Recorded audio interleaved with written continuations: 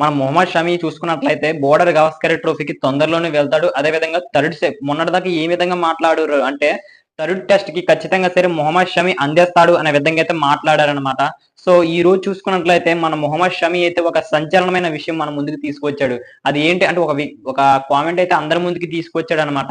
So Mohammed Shami recently ఏ విధంగా మాట్లాడాడు అంటే నేను ప్రస్తుతం చూసుకున్నట్లయితే టెస్ట్ క్రికెట్ కి అంత ఫిట్నెస్ ఉన్నట్టయితే నేను భావించడం లేదు. ప్రజెంట్ అయితే చూసుకున్నట్లయితే నేను సయ్యద్ ముస్తక్ అలీ ట్రోఫీ అదేవిధంగా రంజీ ట్రోఫీతో అయితే రాణించడానికి అయితే ప్రయత్నిస్తున్నాను. నా ఫిట్నెస్ ని ఇంకా మెరుగుపరచుకోవడానికి అయితే ప్రయత్నిస్తున్నాను అనే విధంగా అయితే మాట్లాడాడు అనమాట మొహమ్మద్ షమి.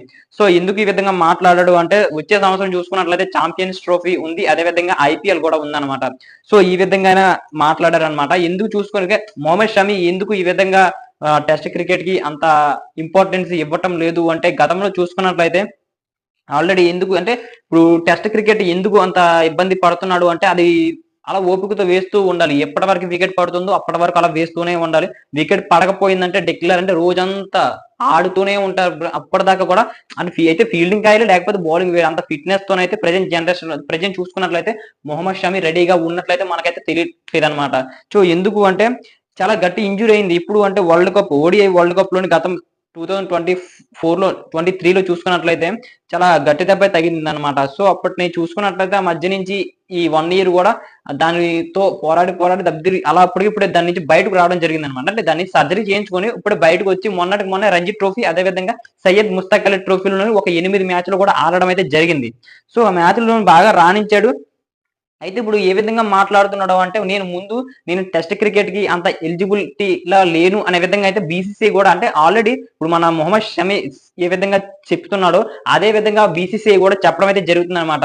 షమి చూసుకున్నట్లయితే ప్రజెంట్ టెస్ట్ క్రికెట్ కి అంత ఎలిజిబుల్ గా లేడు అనే విధంగా అయితే బీసీసీ కూడా చెప్తుంది అనమాట మనకి. ఇప్పుడు ఆల్రెడీ షమి కూడా చెప్పాడు కదా, గతంలో చూసుకున్నట్లయితే అంత పెద్ద ఇంజురీ జరిగిన తర్వాత ఆల్రెడీ దాని నుంచి రికవరీ అయ్యి ఇప్పుడు మళ్ళీ నార్మల్ క్రికెట్ ఆడుతున్నాడు, పుట్టి ఫార్మాట్స్ ఆడుతున్నాడు. సో వచ్చే సంవత్సరం చూసుకున్నట్లయితే ఛాంపియన్స్ ట్రోఫీ అదే విధంగా ఐపీఎల్ ఉంది కదా, దీనికి ఎలాగైనా సరే ఒక మంచి ఫిట్నెస్ సాధించి అందులో మంచిగా రాణించాలని అనే ఉద్దేశంతో అయితే మన మొహమ్మద్ షమి ఉన్నట్లు తెలుస్తుంది అనమాట.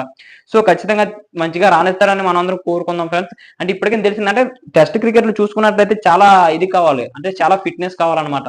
ఏమాత్రం మళ్ళీ ఇంజురీ అయితే మళ్ళీ భవిష్యత్తులో ఐపీఎల్ అంటే తెలుసు కదా మీ అందరికి 10 కోట్లతోనైతే మన ఎస్ఆర్హెచ్ అయితే అతన్ని కొనడం అయితే జరిగింది వేలంలోని మొహమ్మద్ షమిని.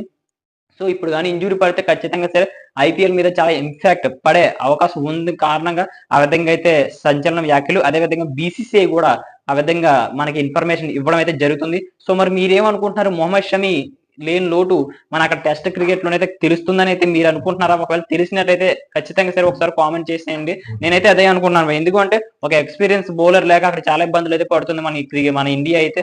సో మరి ఇక్కడ ఆ విధంగా మొహమ్మద్ షమి అయితే అంత ఫిట్నెస్ తో లేని కారణంగా అయితే మరి అక్కడికి వెళ్ళలేకపోతున్నాడు. మరి మీరేమనుకున్నారు కామెంట్ చేసేయండి. నేనైతే చాలా ఇది అనుకున్నాను ఫ్రెండ్స్. ఎందుకంటే ఆ విధంగా ఒక విధంగా షమి చేసింది అయితే నిర్ణయం కరెక్ట్. ఎందుకంటే బీసీసీ అంత శాలరీ అయితే ఇవ్వడం జరగదు మొహమ్మద్ షమికి. సో అక్కడ చూసుకున్నట్లయితే ఎస్ఆర్హెచ్ మంచి శాలరీ ఇస్తుంది, ఎందుకంటే 10 కోట్లు.